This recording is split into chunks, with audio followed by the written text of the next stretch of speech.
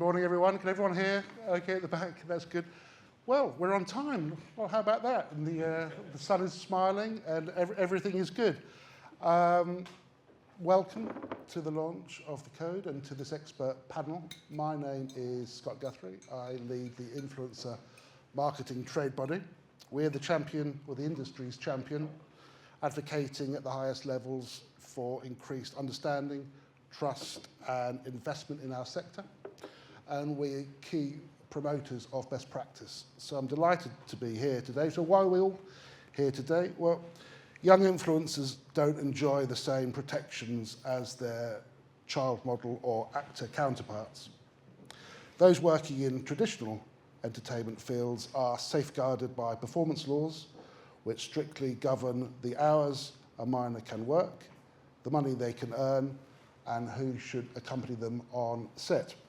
Absent these relevant performance laws, this is where the Responsible Kidfluence Code comes in.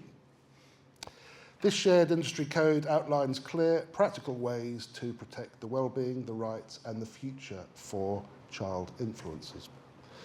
The Kidfluence Code centres around 4 risk categories, or pillars: mental and physical well-being, privacy, financial fairness, and of course, safety.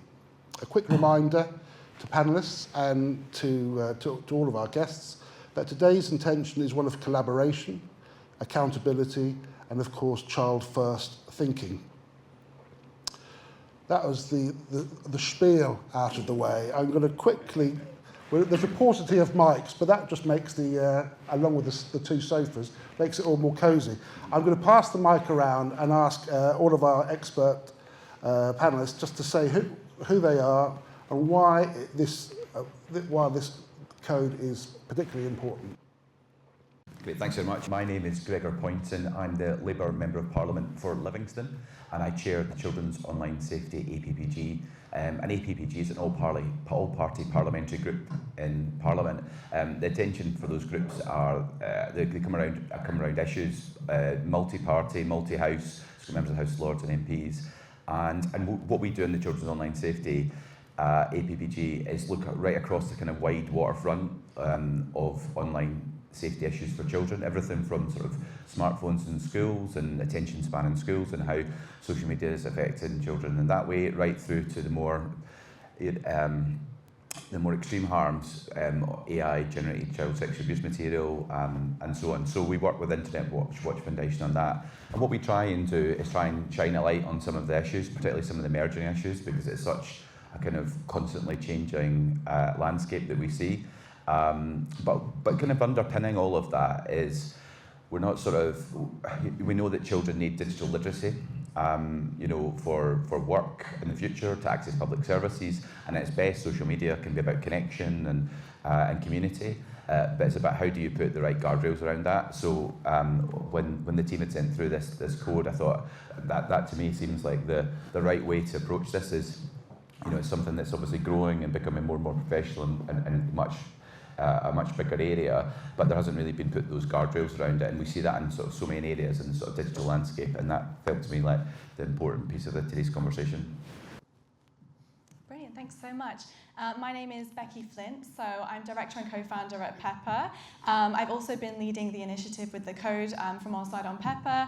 And the reason why I'm so passionate about this is because it's quite a personal topic for myself in terms of when I was 13 years old, my YouTube videos went viral in Japan and led to a whole crazy experience back and forth between Japan and my home on the Isle of Man, learning all sorts of amazing things, doing fantastic performances and just living this kind of Hannah Montana life, which was very fun. And growing up, certainly in the social media public eye and what that's been like for myself. And there's been many positive sides of things. I wouldn't be doing what I'm doing right now. All the skills that I've learned, all the work that I've been able to do off the back of these experiences, but also there are a lot of unknowns in this space because it is so new. And so I think what can we do from our experiences collectively to help improve this for the next generations coming through as well? Yeah, I'll use this one. Hi, I'm Matthew. And I'm Ryan. And we've been creating content for 10 years now, and I think this is so important to us because we are just about to adopt. So, become daddies. Which is really exciting. And I think we just want to make sure that we navigate this next chapter the right way. Yeah. Because it's like, you guys have said, it's forever changing, so yeah. Hi everyone, I'm Jemma Foster. I head up brand marketing for The Week Junior and The Week. I did the marketing launch of The Week Junior 10 years ago, and it's a news and current affairs magazine for 8 to 14-year-olds. And influencer marketing became part of the marketing mix fairly early on, but it was new to me as a marketer, so it was quite exciting to work with this whole new channel, and it really changed the way that we brought the brands life and affected quite a lot of our other digital channels, and that's just really evolved over time. But it's kind of such a sort of new and quickly evolving area. It's not, there's not been an awful lot of guidance along the way, so I think we've been really kind of, as a child-centric brand, feeling our way along the way with that and trying to kind of navigate it as best as possible and do what's right.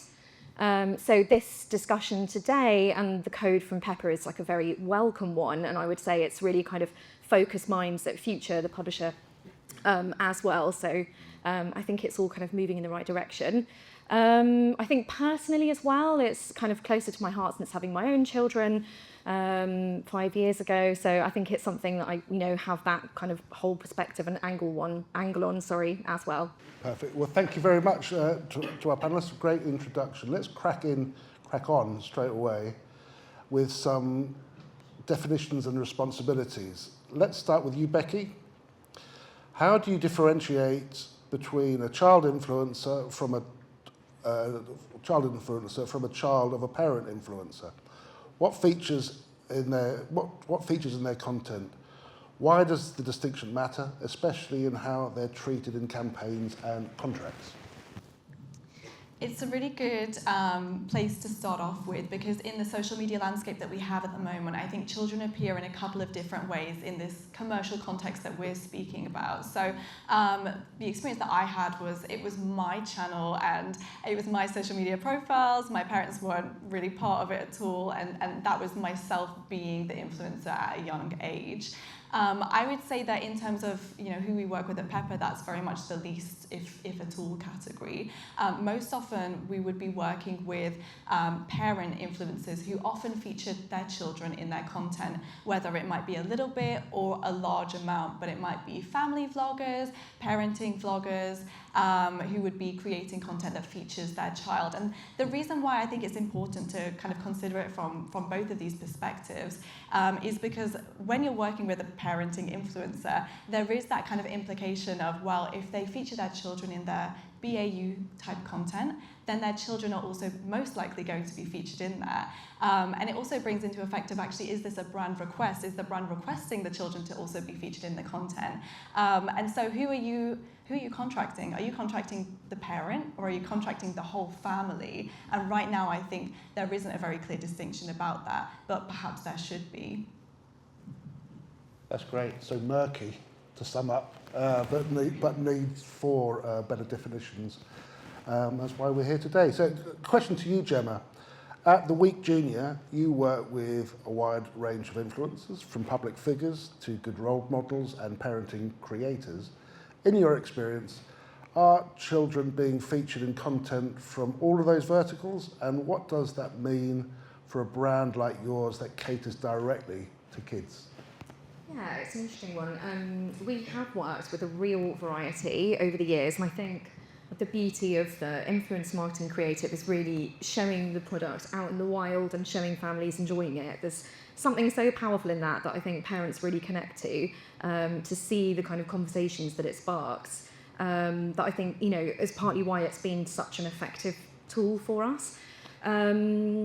There has been a real range from kind of celebrities to more kind of like mumfluencer type accounts, and we've had a sort of mixture of experience, really. I think from working with Mining Class, and her girls were like extremely kind of confident and really wanted to be part of those videos and spoke really passionately about the brand from the heart, and I think those kind of did really well for us. Whereas other videos, like some of the kind of comedy momfluencers, didn't feature their children at all. And, you know, there was a really great video one of them did that was about children asking questions at like really difficult times. And, you know, she kind of showed herself on the loo or like in the shower or like trying to get out the door. And, you know, kids were asking these like really mind-boggling questions. And, you know, this is where the Week Junior comes in. And again, that was like an incredibly successful video for us that didn't feature a single child. So I think as a brand, we've kind of like we've never sort of put pressure on to say we need you to feature your family or your children in this, and there are lots of kind of creative ways to do that. And I think the authenticity is probably what's most important. So going back to the mining class example, where her girls clearly really wanted to be, you know, front and centre of like really talking about the Week Junior and why they loved it so much, worked really well for us. Great, thank you. A question to Gregor, as chair of the all-party parliamentary group for children's online safety. How do children featured in influencer content fit into your current scope of work? Could you share what the APPG is focusing on this year, 2025? Some of the wins you've had recently, there's a lot of questions for you, Gregor. Yeah. And whether this space is starting to gain traction within Parliament. Yeah, I'll start with that last one. It's hugely gained traction in Parliament. I mean, I think since the election last year, there's a whole new cohort of MPs who, you know, frankly, are a bit younger and I think have an understanding of the digital space and are much more engaged in those issues. A lot of us have kids, so there's a whole sort of series around the children's online safety that is sort of personal to us, but it's also whenever you go to schools or to speak to parents or whatever, you know, it's hugely part of the sort of dialogue you're having with your constituents, so that is certainly the case. There's the Online Safety Act that's come into force and has been enforced over the course of this year and next through Ofcom, and that's a big focus for us on the Children's Online Safety APPG, about looking at where are the potential holes in that legislation, because it is, I mean, to be fair to the previous government, it's hard to legislate in this area because, as we talked about, we've all sort of discussed, it's so fast moving. Technology is advancing, AI, the influence of AI now, as we can see, that's a whole gap within that bill, well, that now act. So that landscape has continued to move. In terms of wins, well, we have been speaking to the Secretary of State for Science, Innovation and Technology behind the scenes about how he can look at what the gaps in that. So we're working with him on that, and we're looking probably in the autumn, when the Act has had some time to be in place, about how do we work with other groups and a kind of range of stakeholders to identify the gaps in the Act, and he's sort of committed to looking at how we could fill those holes in the legislation. So that's a really important part for us. The other thing that we've got wins on is this is sort of not totally relevant to this conversation, but the police and crime bill. There's a whole sort of, again, AI generated child sexual abuse material. It wasn't dealt with properly in law, and we got some wins in that act and that bill that's going through. So these are the things that we try and pick on as a group. We're lucky because we've got a range of experience, some former ministers that are in the Lords now, MPs that can identify that, and you know, how do we then make impact as a group, as sort of what we're constantly trying to think about. Thanks, Gregor. Looping back very quickly, kind of a little bit off script, but Online Safety Act, that's more for protecting children as consumers as opposed to children as creators. I think that's an important distinction. But picking back on the newer, younger cohort of MPs that have come in, you'll obviously know about the recommendations from the Parliamentary Inquiry into Influencer Culture. Made a series of recommendations around children. So I'm guessing that would be picked up as well. Yeah, absolutely. And I think that's why I was really keen to have this conversation today, because this topic actually kind of sort of falls, I mean, the whole kind of digital space is so large anyway, but I think it can sort of slightly fall between, should it sit in sort of online safety perhaps, but as you say, that's more as consumers, and how do we protect children as consumers potentially to see this content, and is it appropriate for them to see, or how do you properly support the children when they see content? But then what we're talking about today is the creators, but I think the creators piece actually isn't really picked up. I think that sort of sits between multiple departments, and I think that's why it's a really important conversation, I think, because I don't think there are, in the same way when we think about children as consumers, I think there is, departments and focus on that, but I don't think in the creator piece, and it clearly is an important piece that needs to be protected, because it is obviously growing, and the guidance that you've outlined, I think, is really, really important to show how that could be properly approached. And of course, it's about putting in those guardrails to, as Beckii said, you learn a colossal amount as a young YouTuber. Lots of very positives from this space, but also having the safeguarding to protect you and your guardians. Matthew and Ryan, here's a question. You've built a large following, and now you're preparing for parenthood. Congratulations. As you think ahead, how are you planning to approach decisions about showing your child online? What are your hopes? Do you have any hesitations at this stage? Yeah, I would say firstly we obviously don't know our child. I think that obviously plays a big part. So I think that's a starting point. I think we obviously have built our platform on us. So I feel like it's Matthew and Ryan. I don't think we're going to necessarily evolve into something else because our audience followed us for us, but we're not going to then say we're never going to show our child. So I think it's about navigating maybe the right way and about percentages. I think there is definitely a fine line between sharing your child and exploiting your child. But I think we've got to figure that one out, because I think it's such a grey zone, grey area. We obviously have our morals and stuff, and everyone has different points and different opinions. But yeah. Yeah, and I would just add, I think in that space it's so easy to, because it's so exciting, and we've taken people on this journey of adoption because no one talks about it, because we really want to champion being a same-sex couple and being able to start a family, and all these kids need homes, and I think it's just a way we just need to navigate that it's done in a safe way, because obviously even through adoption there's even more protection that we'll need to consider around keeping our child safe. But I think it's just something we just need to navigate, because there's so many people that seem like they've done it right, and of course we've seen lots of people that maybe haven't done it right. But I think it's one of those things. I think if our child was I want to be, for us, fun is always going to be at the forefront of whatever we do. It's going to be fun. So if our child is I want to be involved in this, and it's something fun, and we think as their parent that's okay, we will allow them to be involved in that. Yeah. Brand side, I think it's very different. I think that's a different conversation rather than organic content. Yeah. I love that. Yeah, thank you. The first of the code's 4 pillars is about protecting mental and physical well-being. For example, is the child emotionally supported, rested, genuinely happy to be involved in the content you're creating? Are they being treated as a child first and not a performer first? We're focused on commercial content here this morning, where children might be asked to perform, to promote, to appear consistently. So question to you, Beckii. You've spoken candidly about your time as a young creator, and you were kind enough to come on my podcast 4 years ago.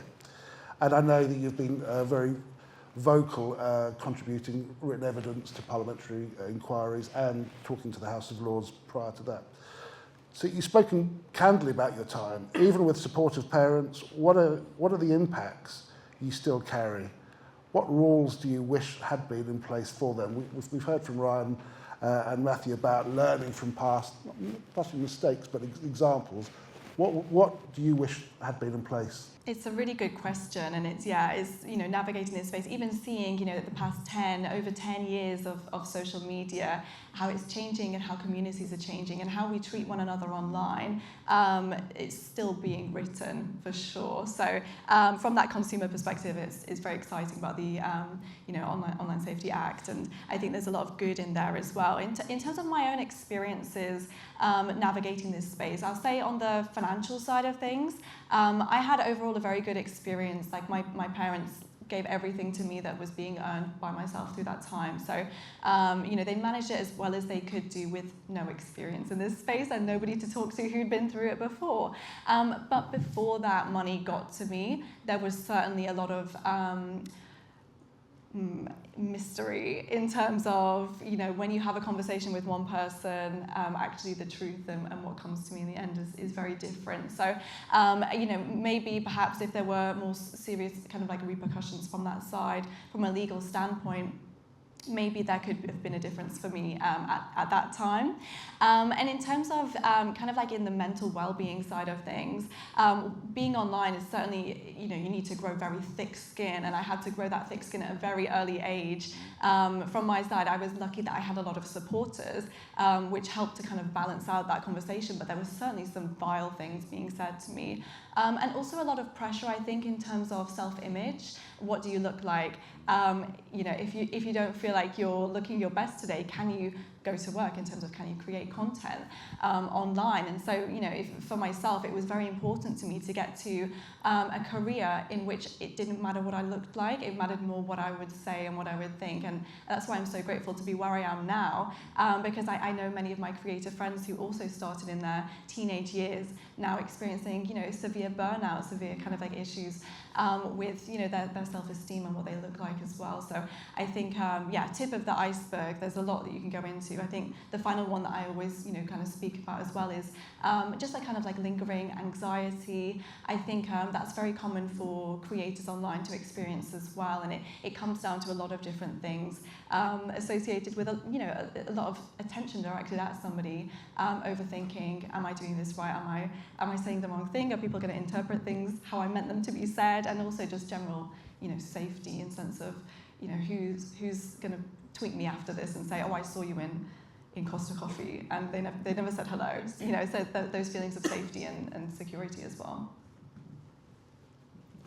Well, there's a lot to unpack there. We don't have the time to unpack it all. We'll cover a lot of those points later in the conversation, specifically finance as well, under your suggestions for sort of a Coogan type protection. Matthew and Ryan, have you seen any creator families you've seen particularly strong boundaries around their children that you admire? What kinds of rules or limits are you thinking of adopting? We've seen loads, and it's hard because then I think, God, if I think that they're good and then you see something that maybe isn't as good. But I think it depends what route it goes down with their child being online, because I know there's some creators that their child has a specific account where you can tell they want to pursue acting as they get older, so they've almost got like an acting channel, and I just love that the parents are letting them pursue that, but it's completely managed by the parents. So I don't think necessarily that like comments are on posts, or you just know for a fact that child doesn't have access to DMs or direct messages, and I think that they're allowing their child to grow with this ever-growing industry and like putting them out there for their future acting career, but then they're still protecting them from all the negatives that can come with it. But I think for us, it does depend kind of what route we were to go down. Our child might absolutely hate the camera, and you have to really respect that, because you can't do something that they don't want to do. And I do think you can still share being a parent if your kid hates the camera. So I think you just have to navigate that. But I think at the moment we don't really watch many parent creators, and if we watch parent creators, it's more because we watch them. So I think that's kind of how we're going to probably navigate it, where people are hopefully still watching us and not necessarily watching our little one, I would say. Yeah. Let's turn to trust, accountability and brand responsibility. one of the big ideas behind this code is shared responsibility, not just from parents, but also from brands, from agencies, and from platforms too. And I'm looking at you, Jemma, here, because I know that trust is central to ethical marketing. Have you ever had to stop a campaign or change a piece of content because something just didn't sit right? Yeah, absolutely. There have been a few occasions along the way. I think being a current affairs title for children can, provoke some reactions at times on social media without influencer marketing. Can be quite divisive, can get, extreme comments on social media you have to be really careful about. But as a brand, we don't shy away from the big topics, but we cover them in a kind of safe and age-appropriate way, because it's lots of things that kids will be hearing about and talking about in school, and the concept of Genie is a really a safe place for them to explore that kind of content in an age-appropriate way. So I think that's where at times we've had to be quite careful about what articles they're talking about. If they feature their child in a video, which content are they talking about? Are they talking about the big UK world news stories, or are they talking about what's switching up big debates, or kind of around the world? Or and sometimes you have to go back and say, can you just cut that bit out, because you just know you're going to get a lot of maybe unpleasant feedback. So that's probably one area. And then there have been videos where I think it comes back to authenticity, as I was saying earlier. I think that's really what the kind of beauty in influence marketing works so well for us, is when you see those real conversations and those moments that the magazine sparks between parents and children. And I think you can really tell when a child has been given some kind of, marketing copy, and it's just kind of robotically reading it out.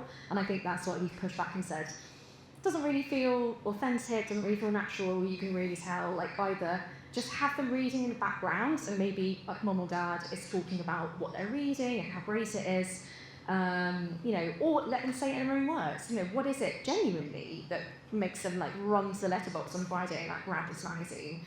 I think that those are probably two of the biggest examples of where we've pushed back.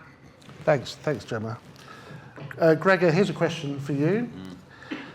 You've kind of touched on this in an earlier answer, but could the UK eventually see legal requirements for brands to carry out due diligence when children are part of influencer campaigns?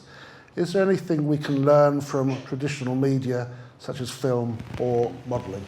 Yeah, I think there is that potential, actually. I mean, I think it's great that we've got this code in place, so there's beginning to make progress in that. But, I mean, I had a look before this conversation about the legislation. It is old. I think it's from the 60s in terms of the rules around child acting and child modelling, and that lays out a whole series of rules around times that the children can take part, breaks, times of the day, the whole series of sort of rules that are in place now that obviously are used for film and television work, and obviously have been working to keep children safe. But obviously this is an area where that legislation doesn't cover, and obviously it's difficult, isn't it? Because drawing the distinction, going on set, there's a straightforward, right, going to work, as it were. You're there, they can't be there before 9:30. They need to leave before 4:30, but whereas some of this content is created in the home, or it's created in and around, so how you would then look to legislate, I think, would be quite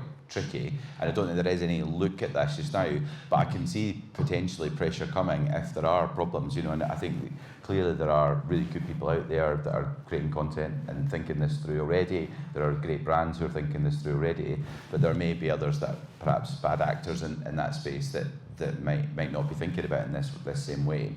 So I think the potential is there, because clearly, again, it's sort of a point on the legislation not keeping pace with the reality now of what's happening. So I think I guess my guess would be you would look to anchor it in what is already there around child acting, modelling, and the rules around that. But as I say, I think it would be more complete, because where this content is created as a starting point, it's not always on set or in a sort of workplace, as it were. So that is one area that would make it really a bit more complicated. Thanks, Gregor. Yeah, I mean, really, you touched on really important areas. when is a kitchen table a kitchen table, and when is it a set, you know, for your next paying gig? When is your mum, or your dad, and when are they your manager? So really important things. I would say that we are, as the influencer marketing trade body, great proponents of self-regulation and leading with best practice, having a backstop with regulatory or rules and regulations, laws, but really promoting self-regulation. That's where I would hope we would land. Right, we're at the halfway mark now, and we're keen to finish on time, but we've still got a lot to rattle through. We're now at ideas for change. The code includes proactive suggestions like soft caps on filming time, or asking brands to check whether a child's contribution is contractually acknowledged. But there's more to do. So here's a question to all panelists. From your own experience, are there any novel or simple ways or ideas you can think of that help protect children in this space, whether technical, legal, or creative? Whilst everyone's having a little think, I'm going to hand it over to Beckii. Absolutely, yeah. I'm ready to go with this one. So, you know, I remember a few years ago, there was a lot of change on YouTube in terms of how content that featured children was being treated. There was, it emerged that there was a lot of abuse of the comment system on YouTube, and as a response to that, the comments on content featuring children on YouTube were turned off universally. You know, and I thought that was quite a bold move by a platform, but it was also a welcome one. I think that unmoderated comment spaces and unmonitored comment spaces can turn into these things. And whilst platforms do reward engagement, and that's things that feed the algorithms and ultimately yield more revenue, more money for the creators. If this engagement form is being used abusively, then is it too big of a risk? So I thought it was quite innovative that they did that. It could be something rolled out across wider social platforms as well. What is the role of platforms in this discussion is also a topic that I'm very interested in. And also, going forward as well, the role of AI in this as well. I mean, it's a huge job to be able to moderate. So if it's not going to be something as strong as turning off all of the comments universally for any content that features children, if the platforms aren't willing to do that, is there a middle ground that can use the technology that we have today to do moderation at scale, with also that human touch layered in on those commercial pieces? So right now, turning off the comments on content generally is a user-to-user choice, and that means that the children are not having a universal experience when they're on social media. And what I'm aiming to do, hopefully, is give all of the children who are in this space, if they are in this space, more of a universal experience for them at the end of the day.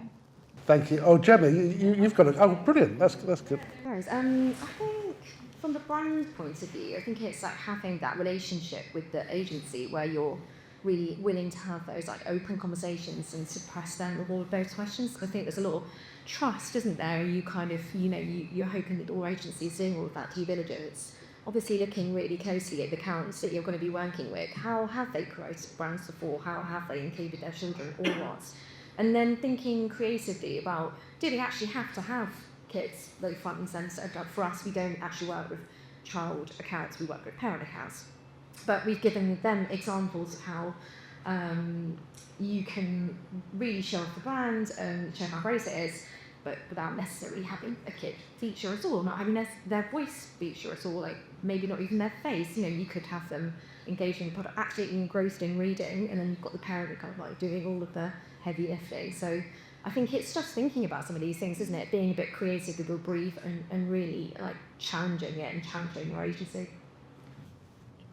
I do have one thing, which I feel like maybe we're coming in a bit blind because we're not at that stage yet where we're being briefed for that necessarily family or that sort of content. But I think it would be based on our experience from when we work with brands now, if it was, again, an even higher collaboration, because is there that expectation where maybe a creator might feel a little bit pressured, even though a brand isn't saying, oh, there's no need to feature your kid, maybe it does need to be black and white, and it does say that's not an expectation, because I think when you're on the other side and you're thinking, oh, you know, I really want to impress this brand, and Also money. and that sort of thing, and you think, oh, they haven't said they want it, but then if I don't show that, I can just imagine some creators, maybe if they're creating on their own, fall in that trap of, oh, I better just show a bit more than what I'm comfortable with because we haven't spoke about it, but it's been lost in translation. I think that's really important. And I think I just have to echo, I feel like it does come into play in terms of like, as a creator, we're creative people. I think as a parent, it doesn't deflect like being creative. So I think it's having that like collaboration where you can show bits, you can let them read and be covered, and let the parents do like the heavyweight. And I think time scale is also important. I think if you're working with kids and you want kids, be realistic with the brief, be realistic with timings. Otherwise the parent is going to have to pick up that slack and get whatever they need to get to you. So I think it's about actually having that realistic conversation. I would just quickly, I think Becky's got a really good point in the platforms having a role to play in this conversation too. You know, my general take is that I don't think that platforms do take enough responsibility for the content that is on their sites and the safety that comes with that. I know it's a sort of ongoing debate of whether they're platforms or should they moderate and are they publishers. But I think in this space, I think platforms should take a role to make sure that they're creating safe spaces for children, particularly when it's content featuring children. Thanks, Gregor. And at our trade body, we're looking to Europe very closely on this, and then you have the Digital Services Act and the Digital Fairness Act as well, which is putting more pressure on platforms to do just that. And I know in the UK, the consumer market, the CMA is doing similar. Let's talk money. Children who help generate income deserve protection, but there is still no formal rules in the UK. Beckii, you said you had a good experience as a child influencer, although at times it was still sometimes opaque. Why do you advocate for a Coogan-style trust? That's where a percentage of a child performer's earnings must remain in trust for them until that child reaches adulthood. Would 30% be enough? Is 15% enough? How do you respond to criticism that requiring payments to children would make family content too expensive? All good points, all very interesting. It's interesting, isn't it, because the Coogan-style laws in California came into effect in, I believe, the 1930s, and it was for a very good reason. Jackie Coogan grew up, this child actor, and he learned that the tens of millions of pounds that he had earned through his career had been squandered by, unfortunately, his own parents. So it's a very sad situation, and that was kind of an instance of let's be reactive to something bad that's happened, and let's regulate off the back of that. I'm always a big believer in let's be proactive and let's think about these things and what can we do to change it before these terrible, unfortunate situations can happen. And unfortunately, I can easily see this happening within this space if it hasn't already. In the world at the moment, so for social media, France has proactively regulated this. They say that 15% is the figure that needs to be set aside as a minimum for the child featured in social media commercial content. In the state of Illinois, in the US, it's 30%. So, a big difference already between those places that are regulating, and that Coogan Trust was a minimum of 15% as well.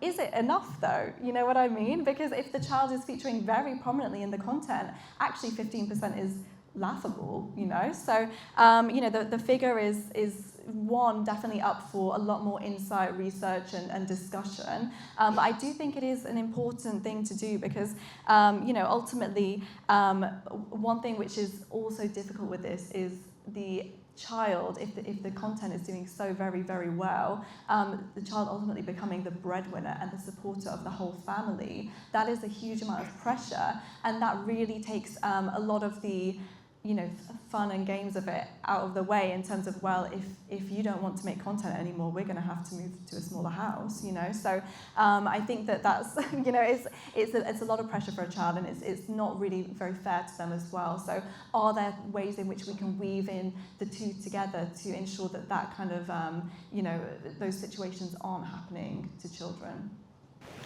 Thanks, Beckii. And you mentioned France. They enacted their law in 2020, but to date, no one has been prosecuted for not adhering to it. So there's one thing having an act, there's one thing adhering to it and enforcing that act. A question to Matthew and Ryan. If you do feature your child in the future, have you considered financial protections in advance, such as a dedicated savings account or percentage allocation? Is there nuance you're considering around passive content that collects revenue through ad revenue sharing or creator funds versus how would you treat a brand partnership? So yeah, I feel like we're coming from a place where we are creators entering a new space. So I think you said I do 100% back. I think it's so many different factors. How dominant is that child in? Like, are they becoming the breadwinner? I think we're obviously making the money and obviously providing for our child. So I do think it's a different side. I do believe as a parent, you would always put some sort of saving account towards your child, and I think that's something we would do regardless. I think if they're featured, of course, we would give them a percentage. I think it's still to work out what that is, but then I also think that comes into like maybe working with the brand, and the brand maybe decide, and that's written into like contracts and stuff like that. Yeah, I was gonna say it's really tough because it's like how much is enough, and then it kind of freaks me out a bit actually when you give the examples of, because we've seen it happen where the child which is crazy to me that the child becomes the breadwinner, and then they've got the pressures of keeping everyone afloat, and it's just not a childhood because they then essentially aren't a child. But I think this is why something like in a framework would be so useful, because I think it is a stab in the dark for something like, is 20% enough, is 25% enough? And it just depends, with normal creator fund revenue, when if they're just in the background of something but then they are in 10% of that video, what does that mean? And I think it's just something that it's just such a grey area, isn't it? But I do think the more conversations we have definitely open. I think it's when like obviously you work with an agency, they get like 20%. So I think it's like more conversations, it becomes more normalised, and then it's like a standard for every single parent or every single child creator. It's just like that is normal, that's normal, that's normal. And I think if you're not doing it, people then start judging you, then you're going to do it. And I think that's kind of where it needs to go, maybe. I think, again, really fascinating points there. I think it's important to remember that the child and the rights of the child to be a child, and the rights of the child to play as well. And when does play become work, and it's understanding where that line is.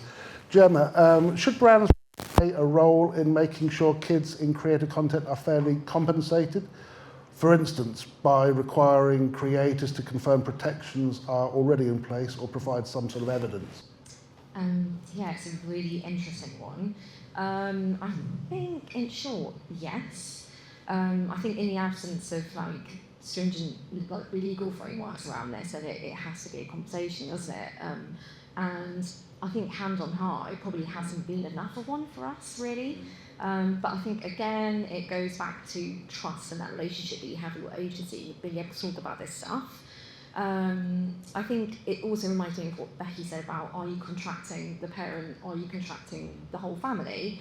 And it's such a variety for us that I think that's where it becomes this quite grey area. As you say, it's like some of them, the kids are really front and centre, like almost completely dominating the creative. And in some of those instances, they've now grown up and formed their own influencer accounts and got their own revenue streams. So that's obviously been something they've really wanted to pursue, and perhaps they've benefited from doing that kind of stuff and being exposed to it as kids.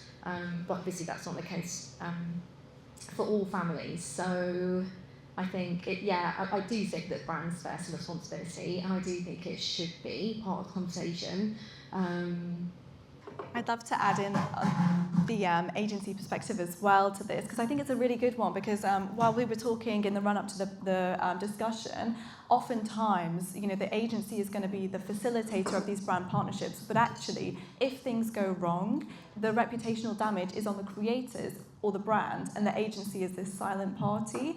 So I think it takes actually, that there's a lot of benefit in agencies really standing up and being a bit more proactive in this space to ensure that actually we are just, forthcoming in mitigating these kinds of risks.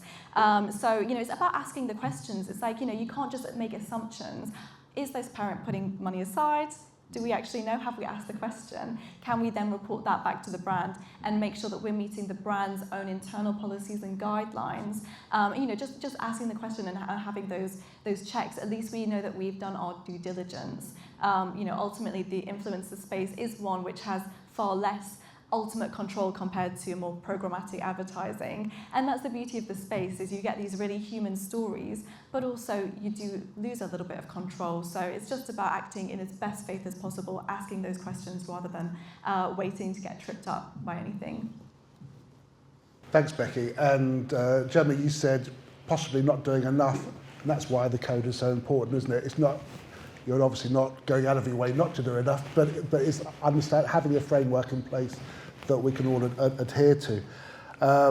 I know, back to your point, Beckii, about agencies being in the middle, I know that there is a big push from legislators, and we'll hear from Gregor in a minute, but also from self-regulators like the Advertising Standards Authority, to make sure that everybody in that value chain plays a part and is culpable in some way. So that is the advertiser, also the agency, and then the influencer, and the platform as well. I think that's an important bit.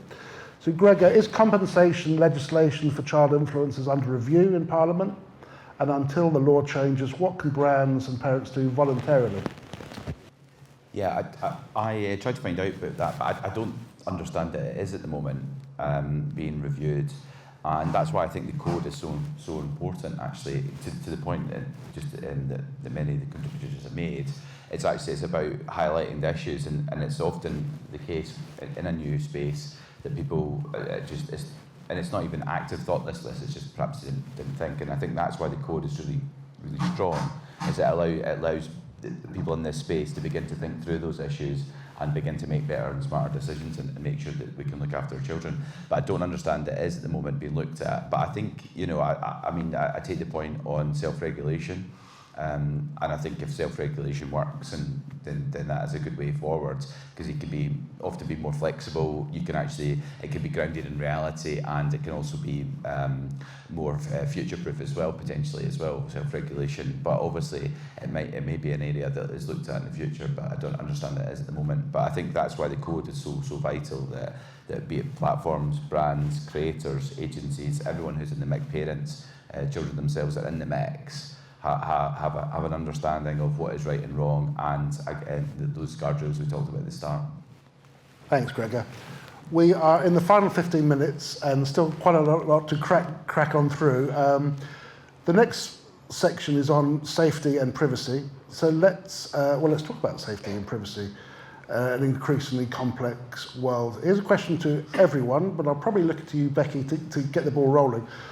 What are some of the biggest safety concerns, privacy, emotional, physical, digital, for children in content? And what advice would you give a parent or a brand who hasn't considered the risks before it's too late? Yeah, it's a really good question. So there's a lot of very standard ones, which I won't go into, but I'll kind of come to which come to the top of my mind. And the reason that I bring them up is because I think that a lot of brand and industry professionals don't quite understand it, because they don't have the creator's perspective themselves. And it's two things. It's stalking and it's snark. So snark is essentially like gossip. You might have seen in the news recently that the founder of the website Tattle Life was recently unmasked. Websites like this and many others are truly, devastating for creators. They essentially are gossip websites where anonymous people will fixate on certain creators and they will, enter into a targeted harassment campaign, essentially. It expands not just into this place where they are writing the most vile things about creators, but they are also actively getting involved in their life. How can we cause harm to this creator? We've had gossipers email us to say you shouldn't give this person a brand partnership, and trying to harm that creator financially just based on their own anonymous agenda is quite frightening. And so it's very good that there has been moves recently, and creators have been brave to stand up and challenge this in courts. And the reason I mention it is because many of the creators who are being targeted by these kinds of websites are family creators, and the children are featured, and the children are being gossiped about. So this is something which I think certainly a much closer lens needs to be applied to. And then I mentioned stalking as well, which is very much a part of this. Doxing, stalking, unveiling of people's addresses. It's very important, I think, for creators to understand just the lengths that people will go to. I know peers of mine who've had their home addresses posted online based on reverse engineering a view from outside of their bedroom window. So, people have a lot of time on their hands and they can do some crazy things with it. So I think it's very important, on the flip side, for brands to understand that there is a lot of safety and privacy concerns for creators. And so when handling sensitive data like home addresses, children's ages, children's names, this kind of thing, obviously we have GDPR in place to protect this, but it's very important that things don't slip through the net, and you keep that hold on that sensitive data very close to your heart. And then my advice to creators who are perhaps thinking of entering the space would certainly be ask around your other creator peers, family creator peers, and see what their experience has been like, because often, you don't want to give the Streisand effect. You don't want to post online drawing attention to all these negatives because it might encourage more and more. But candid offline conversations might be, well, actually, we've had this really scary situation. We had to get the police involved, these kinds of things. So, a lot to consider. It's certainly not something to undertake without a lot of thought and consideration beforehand. Well, that was a lot. really important stuff. And that the tattle life was wild. Wild that it took someone with deep pockets and deep understanding of online security to be able to decipher it and get to the bottom of it. That was a very miserable thing. I don't want to put anyone on the spot, but does anyone else want to contribute to this question? One thing I thought of was the shelf life of this stuff as well, because that's come up for us as a brand. We've done photo shoots in the past, and then in years to come, some of those families have got in touch with us and said, our kid, who was 9 at the time, was featured, advertising your products, and is now all over your website and still on your page ads, and they're now 16, 17. This is absolutely excruciating for them. Like, please, can you stop using it? And of course we have. But I do think it should be a big consideration for creators, because where brands have got, we do have the control to take it down for us. Some of the big platforms, you have less control. And once they hit those teenage years and this stuff is just out there, once it's kind of like out the bag, how much control do you actually have over it anymore? So I'd say that's probably quite a big area to think about. Yeah, I thought that just for us being creators going into parenting, I think for us, we had many talks, haven't we, about like making sure whatever we did share, whatever we did post was nothing that could deflect later on and make them feel embarrassed, but also safety is like our number one concern. I feel like making sure when you're posting anything, it's obviously not in real time. I think everything that a creator should be doing should be like heightened as a parent creator, but I always think it's when working with brands, if it's like a location shoot, and you have to be here at a certain time, you have to be here for openings, I think it's making sure you've got things in place. I think that's brand and agency actually. I think it's just making sure things are in place so parent creators can go in and it's not, I suppose, intense or anything get leaked or anything like that. Yeah, it's just keeping it safe. Thank you, Ryan. I'm going to skip ahead to the last sort of quick fire questions because we've only got 6 or 7 minutes left. These questions are open to all the panelists, but what's one way we can centre children's voices even when they're too young to speak for themselves? Would anyone like to go first? Happy to. I think that the great thing is that we're having this conversation now is because we are kind of like 10, 15 years in now, and those children who were part of family vlogs and, you know, had their first breaths, I suppose, immortalised online on YouTube, those babies have turned into children and now turning into teenagers and young adults with their own voices. And it's really important for us to listen to them and understand actually what was that like for you? Was there any parts which were fine? Any parts which were, you know, actually in hindsight I would have preferred this not to happen? You know, understanding actually what's been the perspective, the lived perspective of these children. You know, my own experience is I can only speak to a certain part of it. I wasn't part of any family vlogs. It's not my experience, but I know that it's a huge part of this conversation. And so I'd love to just hear more from the children when they're old enough to tell us.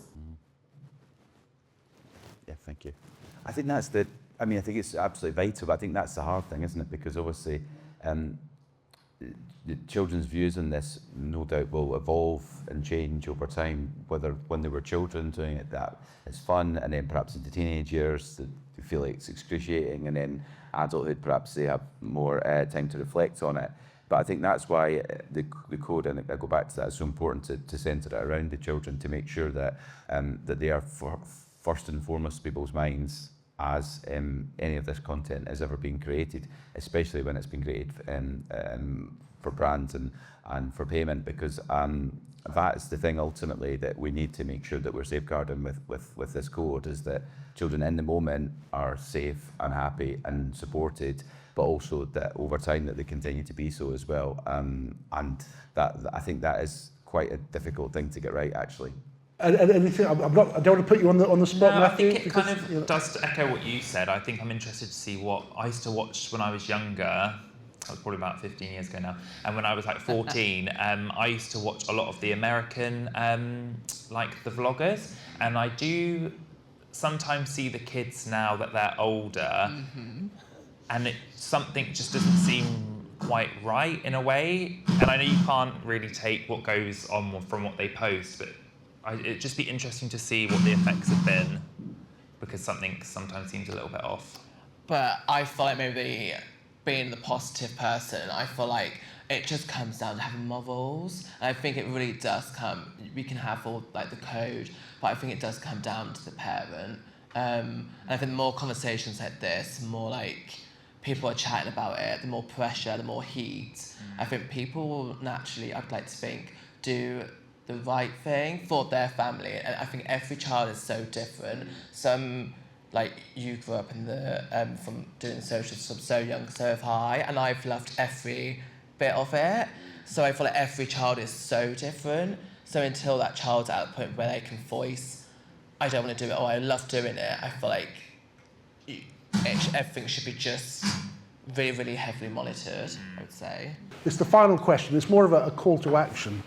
And this is open for all panelists again. Final question. What's one small change you'd like to see immediately from creators, from brands, from platforms that you think would raise the bar? I think go first. I'm worried it's going to crackle and ruin it. I think more heat on the platforms, because I feel like obviously it's hard. You can't like pin down the platform as such, but like they're not here on this panel, and I feel like it does stem a lot from them, because there's so much we could do. Like YouTube obviously really like pioneering in that and turning off the comments. And I know, like for example, filtering comments is a bit of an ache, having to go through if you would filter them, but then again, if it's featuring a kid, it's a kid's safety. So I think that's just one thing, that having more pressure from the platforms that go onto the creators' content or the brand's content, I think it's just really important. I think that would make a huge change. And then I would just say collaboration again, like the contracts and working with the brands, like black and white, does that child need to be featured?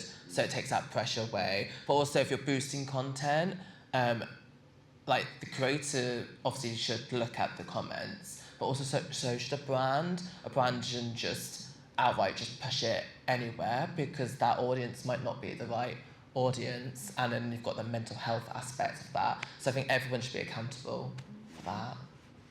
I think in the absence of like legal changes from like legal frameworks and changes from the platforms, I think where brands can own some of this stuff themselves, and I think the Pepper Code is a great step in the right direction. But I think looking at how does that apply to us as a brand, like where do we stand ethically on this?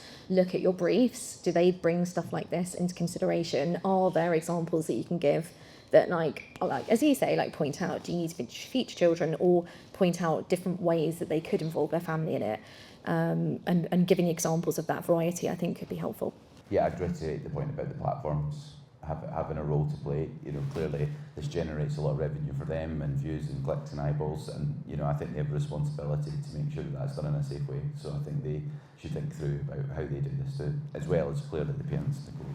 It's a really good point. When I was speaking with TikTok brand safety experts last month, they were in discussions about potentially demonetizing content on TikTok that features children over a certain percentile of the content. So, you know, and I think TikTok and a lot of its content moderation has been more proactive than some of the longer, you know, platforms out there. So I'm interested to see what they do roll out and in what form that takes.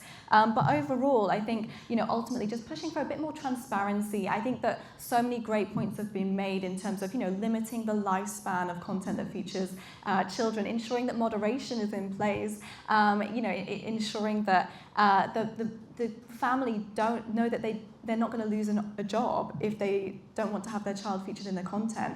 Just having that kind of like, say, you know, a lot of it, I hope, is quite common sense, but I think just having something down on paper means that we're all on a level playing field, and ultimately gives the children a better chance of being on that level playing field. But I guess like my closing thought would be, we understand now that, you know, that today's generation, becoming an influencer is a top desired job for many children these days compared to 20 years ago, footballer, teacher, athlete, and so on. So, you know, the children are oftentimes wanting to put themselves online and be a part of this content. So it's just about how do we navigate the space that we're in at the moment, save for, you know, seeing, you know, outright social media bans in countries like Australia.